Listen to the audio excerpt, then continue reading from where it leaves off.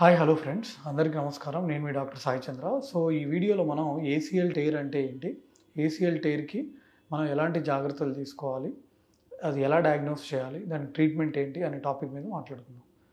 So ACL tyre అంటే ఏంటంటే మనకి ఈ మోకాల లోపల రెండు లిగమెంట్స్ ఉంటాయి.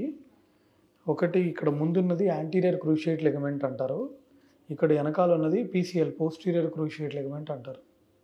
ఈ ముందున్న లిగమెంట్ని ఏసీఎల్ యాంటర్ క్రూషియేట్ లిగమెంట్ అంటారు. ఇక్కడ వెనకాల ఉన్నదాన్ని పీసీఎల్ పోస్టర్ క్రూషియేట్ లిగమెంట్ అంటారు. ఇటు పక్క ఉన్నదాన్ని మీడియల్ కొలేటరల్ లిగమెంట్ అంటారు. ఇటు సైడ్కి ఉన్నదాన్ని లేటరల్ కొలేటరల్ లిగమెంట్ అని అంటారు.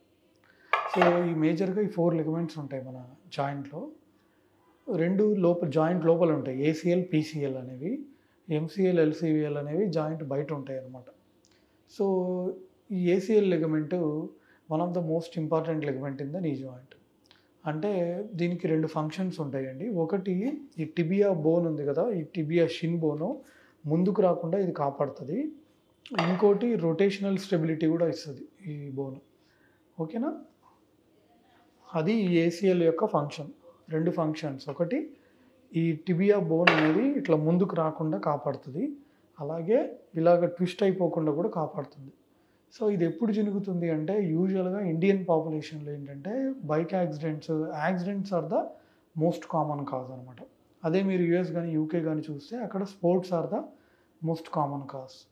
సో ఈ ఏసీఎల్ టేర్ అయినప్పుడు అంటే కింద పడ్డప్పుడు కానీ, క్రికెట్ ఆడుతున్నప్పుడు కానీ పడ్డప్పుడు వాళ్ళు మోకాలు ట్విస్ట్ అయినప్పుడు వాళ్ళకి ఏదో సడన్గా ఒక శబ్దం మాదిరి రావచ్చు, లేదా ఒక్కొక్కసారి శబ్దం లేకుండా ఉత్త నొప్పిలాగా స్టార్ట్ అవ్వచ్చు. సో ఇనీషియల్గా వాళ్ళకి నొప్పి ఉంటుంది.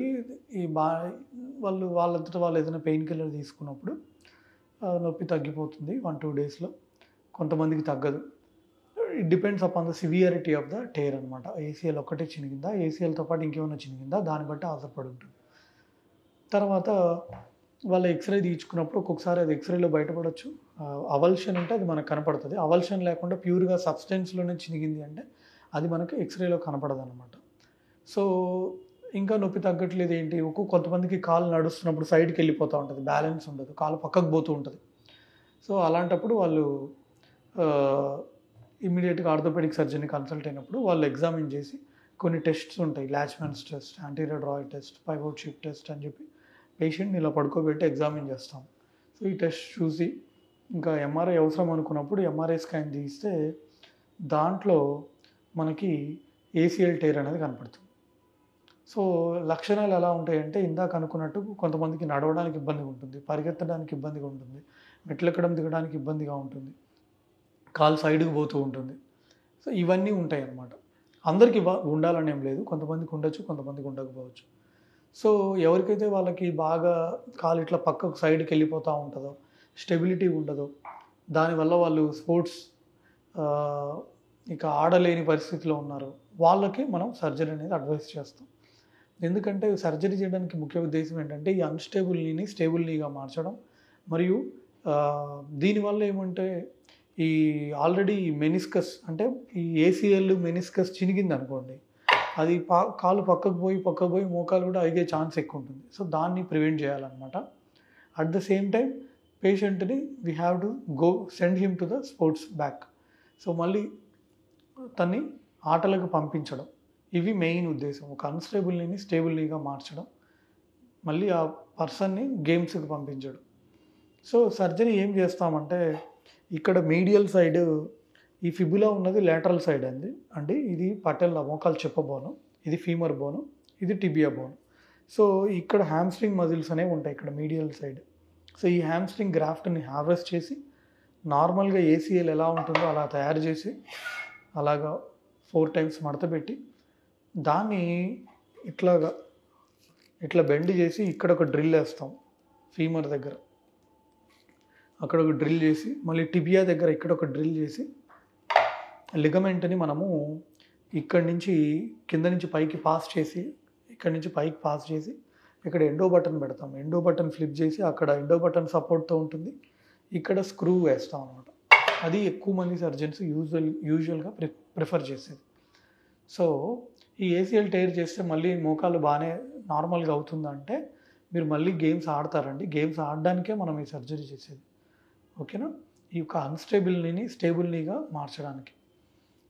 సో ఇది ఒక మంచి సక్సెస్‌ఫుల్ సర్జరీ అని చెప్పొచ్చు.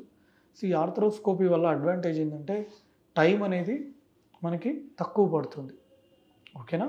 టైం అనేది తక్కువ పడుతుంది. అంటే ఓపెన్‌తో పోలిస్తే ఇది చాలా ఫాస్ట్‌గా చేయొచ్చు. బ్లడ్ లాస్ అనేది తక్కువ ఉంటుంది. తర్వాత పేషెంట్‌కి కాంప్లికేషన్స్ కూడా తక్కువ. ఎక్కువ రోజులు హాస్పిటల్‌లో ఉంచుకోవాల్సిన అవసరం ఉండదు. ఎక్కువ ఐవీ యాంటీబయాటిక్స్ ఎక్కువ రోజులు ఇవ్వాల్సిన అవసరం ఉండదు. ఈ ఆర్థ్రోస్కోపీ వల్ల అది అడ్వాంటేజ్ అనమాట. ఓపెన్ ప్రొసీజర్‌తో పోలిస్తే. అంటే ఒకప్పుడు ఇక్కడి నుంచి ఇక్కడ దాకా ఓపెన్ చేసేవాళ్ళు. ఇప్పుడేంటంటే ఆర్థ్రోస్కోపీ మెథడ్‌లో చేస్తున్నారనమాట. లాస్ట్ 20 ఇయర్స్ నుంచి. ఆల్మోస్ట్ 25 ఇయర్స్ నుంచి. సో ఇది ఫ్రెండ్స్ ఈ వీడియోలో. మీకు గనక ఆర్థ్రోస్కోపీకి సంబంధించి ఎటువంటి డౌట్స్ ఉన్నా కింద కామెంట్స్‌లో తెలియజేయండి. ఇంకా చాలామంది మెనిస్కస్ గురించి అడుగుతుంటారు. సార్ మెనిస్కస్ చినిగింది సార్, మెనిస్కస్‌కి ఏం చేయాలని? సో మెనిస్కల్ టేర్స్ ఏంటంటే మళ్ళీ మనం చూడాలి అది ఏ మెనిస్కల్ టేర్, వర్టికల్ టేరా, హారిజాంటల్ టేరా, ఆబ్లిక్ టేరా, రేడియల్ టేరా, బకెట్ హ్యాండిల్ టేరా. సో ఏ టేర్ అయింది, ఎక్కడైంది, ఏ జోన్లో అయింది, రెడ్ జోనా, రెడ్ వైట్ జోనా, వైట్ జోనా, అది టిష్యూ క్వాలిటీ ఎలా ఉంది, రిపేర్ చేయగలుగుతామా లేదా, టిష్యూ క్వాలిటీ హెల్తీగా ఉందా, అంత హెల్తీగా లేదా, అది చాలా పాత టేరా, ఫ్రెష్ టేరా. సో ఈ అన్ని ఫ్యాక్టర్స్ మీద అది ఆధారపడి ఉంటుందండి ఈ మెనిస్కల్ టేర్స్ అనేది. సో మీకు కనుక మెనిస్కల్ టేర్స్ సంబంధించి కానీ ఏసీఎల్ టేర్స్ సంబంధించి కానీ ఎటువంటి డౌట్స్ ఉన్నా కింద కామెంట్స్లో తెలియజేయండి. Thanks for watching.